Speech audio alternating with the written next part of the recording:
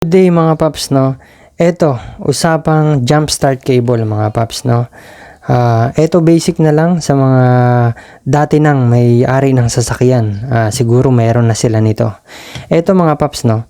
Ngayon, meron na ring mga jump start na power bank mga paps, no. Ang kaibahan lang, nakakatakot po 'yun iwan sa kotse, no?